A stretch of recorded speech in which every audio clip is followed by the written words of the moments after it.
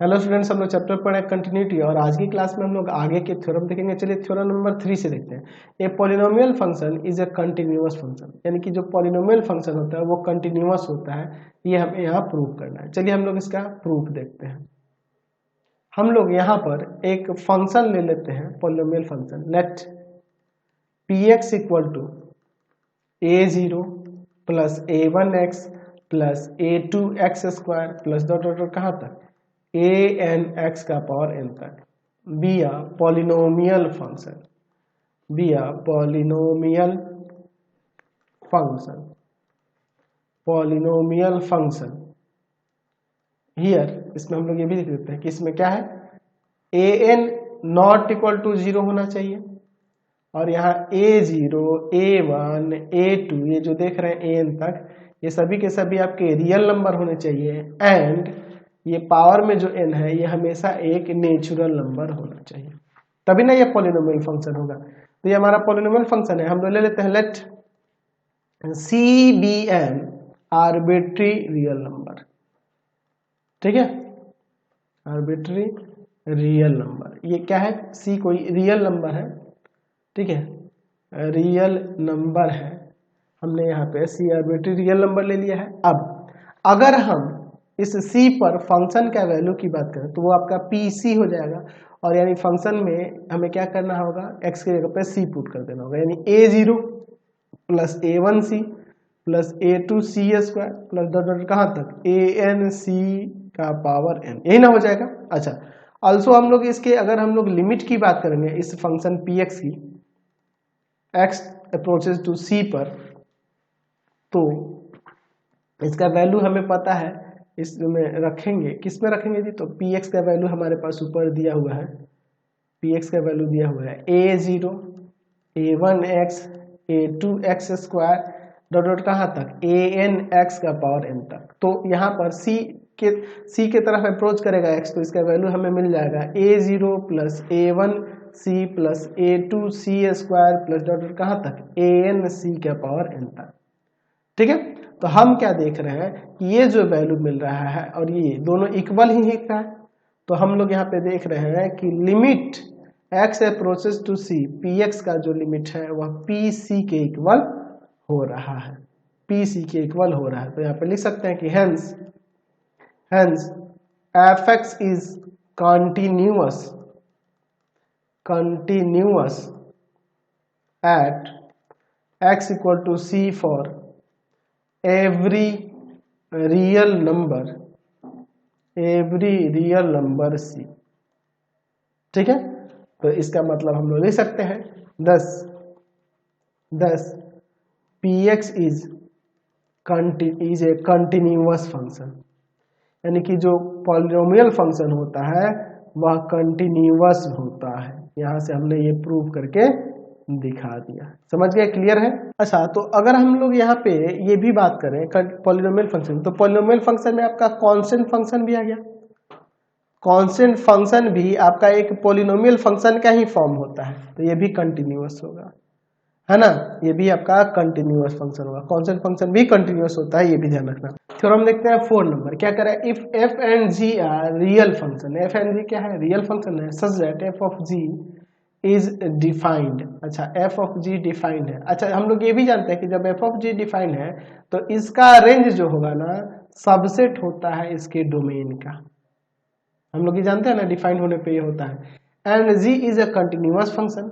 अच्छा, जी क्या है, कंटिन्यूअस फंक्शन है। And F is continuous at ji A, यानी कि जीए पे एफ कंटिन्यूअस हो रहा है। जीए क्या होगा, तो जीए आप फंक्शन जी के जो रेंज में होंगे एलिमेंट वो होगा जीए। ठीक है, और जीए जी एफ जो है जीए पर, यानी कि फंक्शन जी के रेंज वाले एलिमेंट पे यह क्या है, कंटिन्यूअस है। तो देन एफ ऑफ जी भी कंटिन्यूअस होगा एक्स इक्वल टू ए पे, ये हमें दिखाना है। एफ ऑफ जी कंटिन्यूअस होगा एक्स इक्वल टू ए पे, ये हमें प्रूव करना है। चलिए अब हम लोग इसका यहाँ पर प्रूफ देखते हैं। देखिए, इसको समझने के लिए आपको कंटिन्यूटी तो समझना ही पड़ेगा, साथ ही साथ हमने जब फंक्शन चैप्टर आपको पढ़ाया था कंपोजिशन ऑफ टू फंक्शन, तो उस वाले टॉपिक को भी अगर आप ध्यान रखोगे तभी आप बना पाओगे।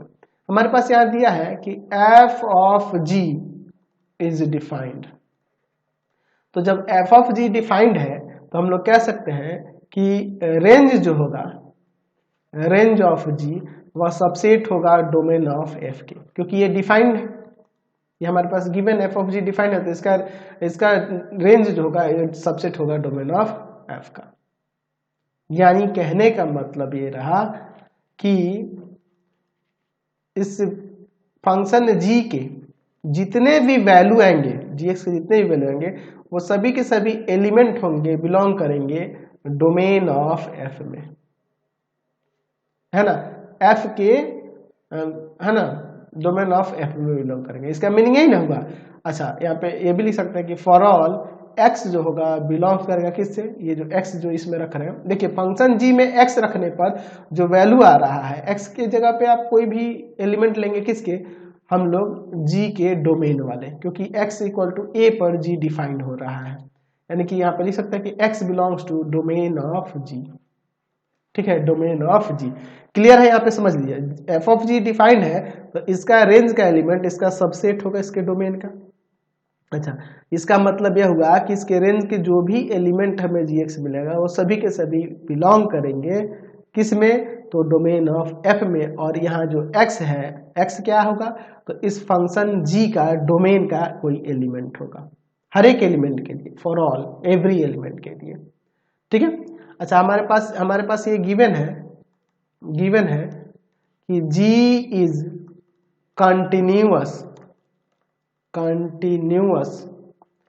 Eight x equal to A. G जो है x इक्वल टू ए पर कंटिन्यूअस है, जी जो है x इक्वल टू ए पर कंटिन्यूअस है। तो अगर हम लोग यहाँ पे बात करें limit x tends to a g x की, तो जो कि ये कंटिन्यूअस है तो इसका वैल्यू क्या मिलेगा, हमें जी ए मिलेगा। इसको इक्वेशन फर्स्ट ले लेते हैं, मिलेगा ना जी। ऑल्सो ये भी हमारे पास दिया हुआ है कि f is continuous at ji a, f is continuous at ji a, f जो होगा जी ए पे कंटिन्यूअस है। इसका मतलब कि अगर हम लोग लिमिट यहाँ पे क्या लेंगे, G X approaches to ji A, है ना, तो किस में रखेंगे, तो function F G X, F of G को ऐसे नहीं लिखेंगे जी, तो यहाँ से हमें जब ये कंटिन्यूअस है जी ए पर, तो इसका हमें वैल्यू क्या मिलेगा, एफ जी ए ना हमें मिल जाएगा जी। चलिए इसको इक्वेशन सेकेंड में लेते हैं। अब इसके बाद देखिए, नाउ हमें दिखाना है कि F of ji X equal to A पे कंटिन्यूअस है ना, तो हम लोग लेते हैं यहाँ पर limit X approaches to A F of G, यानी F G X, F of G को ऐसे नहीं दिखाएंगे। चलिए हम लोग क्या करते हैं, अब हमारे पास देखिए इक्वेशन फर्स्ट से आप देखिए, है ना, फ्रॉम फर्स्ट से देखिए, हम लोग देख रहे हैं कि x जब a के तरफ अप्रोच कर रहा है तो gx किसके तरफ अप्रोच कर रहा है, ga के तरफ, है ना।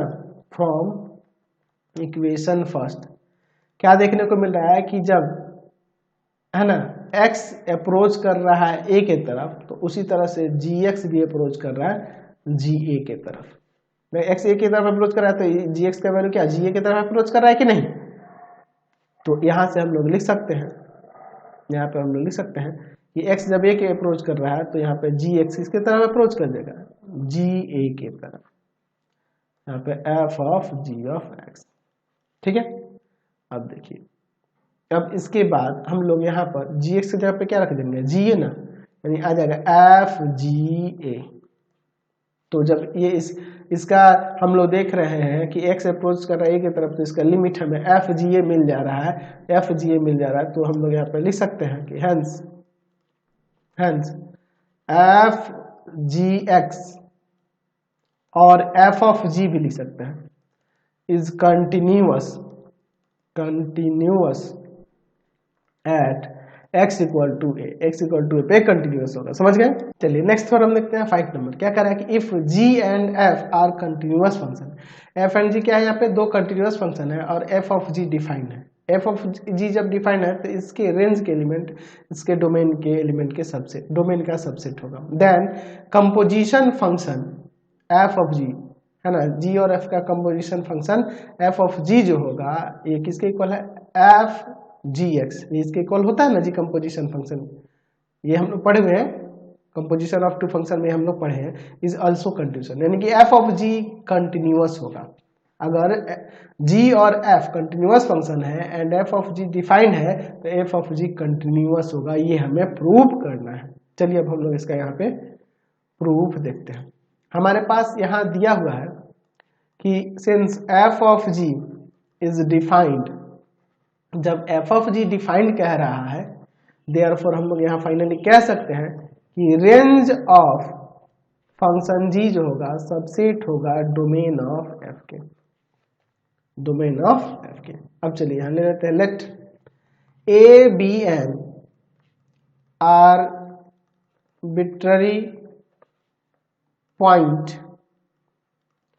Point of domain of g, domain of g का आर्बिट्ररी पॉइंट है, यानी कि ये जो होगा a, ये g के डोमेन का कोई एलिमेंट है ना। इसका मतलब डेट इज यहाँ पे a जो है बिलोंग कर रहा होगा डोमेन ऑफ g में, ठीक है, उसी का कोई एलिमेंट है। अच्छा, चूंकि हमारे पास यहाँ दिया हुआ ऊपर कि g is continuous, g is a continuous function, continuous function, तो जब ये कंटिन्यूअस है तो हम लोग लिख सकते हैं कि g is continuous at x equal to a, क्योंकि a जो है आपका कोई एलिमेंट लिए हैं, कोई आर्बिट्री पॉइंट लिए हैं इस g के डोमेन का। जब g के डोमेन का कोई आर्बिट्री पॉइंट है और जो कि g कंटिन्यूअस फंक्शन है तो वो अपनी डोमेन के हर एक एलिमेंट पे कंटिन्यूअस होगा, यानी a पर भी कंटिन्यूअस होगा। अच्छा, जब a पर कंटिन्यूअस होगा तो हम लोग यहाँ के लिख सकते हैं कि limit x approaches to a, function g का जो लिमिट होगा वह g a के इक्वल हो जाएगा, क्योंकि ये कंटिन्यूअस कह रहा है इसलिए, ठीक है। अच्छा, अब देखिए, अब देखते हैं ना, हम लोग अगर जी ए की बात करें तो जी ए जो होगा, क्योंकि एफ ऑफ जी डिफाइन है, तो जी ए जो होगा बिलोंग करेगा किस में, रेंज ऑफ जी में। जी ए जो भी होगा, जी ए जो भी वैल्यू आएगा वो आपका एलिमेंट होगा ना रेंज ऑफ जी का, रेंज का ही ये जी ए एलिमेंट है, क्योंकि ये जी ए के जितने भी वैल्यू होंगे सभी के जो सेट होगा वही रेंज होगा, और जब ये जी ए कोई वैल्यू है तो वो क्या होगा, इस रेंज में ही लाई करेगा, है ना, इसमें बिलोंग कर रहा है। तो हम लोग ऐसे लिख सकते हैं कि जब इसमें बिलोंग कर रहा है तो हम लोग लिख सकते हैं कि जी ए जो होगा आपका बिलोंग करेगा domain of g, domain of f में, क्योंकि एफ ऑफ जी डिफाइन है तो इसका जो एलिमेंट होंगे वो सभी के सभी इसमें बिलोंग करेंगे ना, इसके रेंज के जो एलिमेंट होंगे वो सभी के सभी इसमें बिलोंग करेंगे ना। तो रेंज का ये एलिमेंट जी ए है और जी ए है तो वो बिलोंग करेगा ना डोमेन ऑफ एफ में। चलिए अब देखिए, देखते हैं, चूंकि एफ जो है आपके पास ये कंटिन्यूअस दिया हुआ है, F is a continuous function,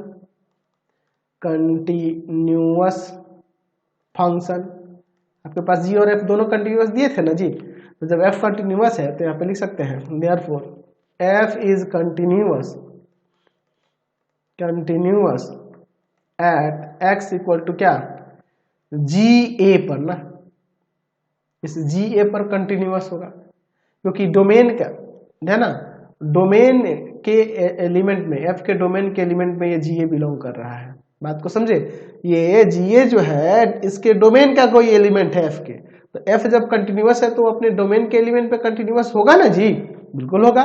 तो जब इस पे कंटिन्यूअस होगा तो इस पे x लिख सकते हैं, x approaches to ji a, function का जो वैल्यू होगा वह क्या मिलेगा, एफ जी ए, ये मिलेगा। अच्छा, अब इसके बाद इसको इक्वेशन सेकंड ले लेते हैं, ठीक है। अब इसके बाद देखिए, अब हम लोग यहाँ पे लिख सकते हैं ना, अगर हम लोग एफ ऑफ जी को दिखाना है तो x approaches to A, F of G ले लेते हैं और यहाँ x ले लेते हैं, जिसे हम लोग लिख सकते हैं limit x approaches to A F of ji x, ऐसे लिख सकते हैं। चलिए अब इसके बाद देखिए, ऐसा हमने लिख दिया यहाँ पे। अब देखिए, अब अगर हम लोग देखें ऊपर यहाँ फर्स्ट में कि जब x a की तरफ अप्रोच कर रहा है तो gx जो है ga की तरफ अप्रोच कर रहा है, देख रहे हैं ना जी, फ्रॉम इक्वेशन फर्स्ट यहाँ पर लिख सकते हैं कि x जब अप्रोच कर रहा है a की तरफ तो gx अप्रोच कर रहा है ga की तरफ, तो इसमें हम लोग चेंज ला सकते हैं, लिमिट यहाँ लिख सकते हैं कि g x approach to ji a, और यहाँ पे यही रहेगा f of g of x, F of ji x. ठीक है, अब इसके बाद देखिए हम लोग इसमें जी एक्स के प्लेस पर जी ए पुट कर देते हैं, यहाँ बन जाएगा एफ जी ए। तो एफ जी ए बन गया, तो हम लोग लिख सकते हैं इसे एफ ऑफ जी ए। तो इसका लिमिट एक्स अप्रोचेस टू ए पर ये इसके इक्वल हो जा रहा है, तो यहाँ लिख नहीं सकते हैं कि hence f of ji is continuous at x equal to a for all a belongs to domain of g, है ना, डोमेन ऑफ जी। thus हम लोग ये लिख सकते हैं कि f of g is a continuous function, f of g is continuous function, ये कंटिन्यूअस फंक्शन हो जाएगा। समझ गए? चलिए अगला देखते हैं theorem number 6। if a function f is continuous on its domain D, f जो है आपका एक कंटिन्यूअस फंक्शन है अपने डोमेन D पर, देन फंक्शन f का जो मॉडुलस होगा ये भी कंटिन्यूअस होगा ऑन डोमेन D, है ना। अगर फंक्शन f कंटिन्यूअस है तो उसका मॉडुलस फंक्शन भी कंटिन्यूअस होगा अपने डोमेन पे, ये हमें यहाँ पे प्रूव करना है। ठीक है, लेकिन ध्यान रखना है कि इसका उल्टा सही नहीं होगा, यानी कि अगर मॉडुलस फंक्शन कंटिन्यूअस है अपने डोमेन पे तो जरूरी नहीं है कि f जो फंक्शन है वो कंटिन्यूअस हो भी सकता है और नहीं भी हो सकता, यानी कि इसका रिवर्स ट्रू नहीं होता, ये ध्यान रखना। चलिए वैसे इसका हम लोग अभी प्रूफ यहाँ पर देखते हैं। हम लोग एक इस डोमेन का कोई पॉइंट ले लेते हैं, let a be an arbitrary point of domain D, है ना। डोमेन D या फिर फंक्शन का डोमेन ऑफ F, या फिर हम लोग डोमेन D भी कह सकते हैं, क्योंकि हमने पहले ही यहाँ देख रखा है कि थोड़ा में डोमेन हमें पहले ही दे दिया है D, या फिर डोमेन ऑफ फंक्शन F भी, ये भी लिख सकते हैं। अच्छा, जब आर्बिट्री हम लोग पॉइंट ले लिए डोमेन D का, तो हम लोग देख रहे हैं कि आपका जो ये फंक्शन f है ये कंटिन्यूअस है, f is continuous on its domain D, और डोमेन का ही एलिमेंट आपका एक हमने a लिया है, तो यहाँ लिख सकते हैं कि therefore f is continuous at x equal to A. तो जब x इक्वल टू ए पे कंटिन्यूअस है तो हम यहाँ लिख सकते हैं कि limit x approaches to A f x का वैल्यू जो होगा वह एफ ए के इक्वल हो जाएगा। ये इक्वेशन फर्स्ट ले लेते हैं। अब देखिए ना, हम लोग यहाँ पे अगर हम लोग बात करें, हम लोग जो पढ़े हुए हैं फंक्शन के अंदर डेफिनेशन, तो हम फंक्शन के डेफिनेशन में देखे हुए हैं, अगर हम लोग इसका मॉडुलस ले लें इस तरह से, मोड वाले फंक्शन के डेफिनेशन से, है ना, तो इसका लिमिट जो होगा देखिए किस तरह से निकालेंगे। तो ये मोड में है, मोड में लिए हुए हैं हम लोग फंक्शन एफ एक्स को। तो आप एक काम करो, फंक्शन एफ को पहले मोड में ले लो, एक्स को बाहर रखो, ठीक है, और फिर इस अगले स्टेप में यहाँ पे दिखा दो इस तरह से एफ ऑफ एक्स। ये कैसे हुआ? तो by definition of modulus function, ठीक है।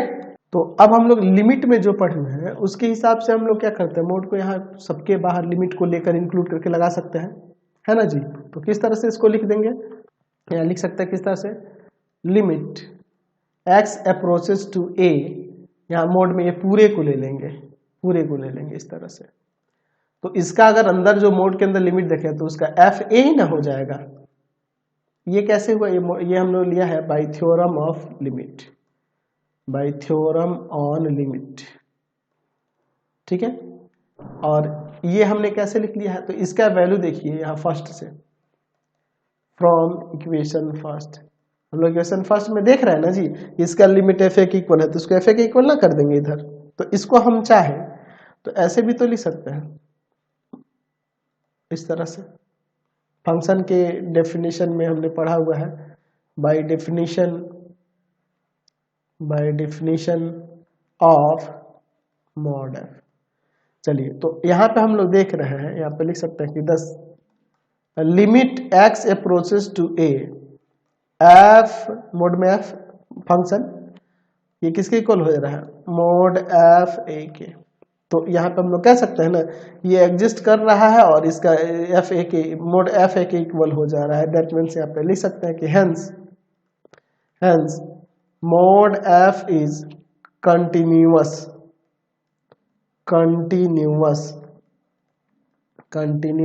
Eight X equal to A. तो फिलहाल हम लोग इस वीडियो में यहीं तक रहने देते हैं। नेक्स्ट वीडियो में अब हम लोग आगे बढ़ेंगे। आपको हमारे 3 चैनलों को सब्सक्राइब कर लेना होगा। पहला है path finder classes Chhapra, path finder classes Chhapra. दूसरा है आपके पास भारती भवन रविकांत सर, और तीसरा चैनल है रविकांत सर के नाम से। तीनों को सब्सक्राइब कर लेंगे और इससे रिलेटेड वीडियो के लिए सीधे डिस्क्रिप्शन में जाएंगे। इससे रिलेटेड नोट्स के लिए गूगल पे जाकर सर्च करेंगे www.ravikantsir.in और यहाँ जाकर आप सभी क्लासेस के नोट्स और उनके PDF को डाउनलोड कर लेंगे, पढ़ लेंगे। इंस्टाग्राम और फेसबुक पे जाके पाथ फाइंडर क्लासेस छपरा को लाइक एंड फॉलो करना नहीं भूलेंगे। Thanks for watching the video.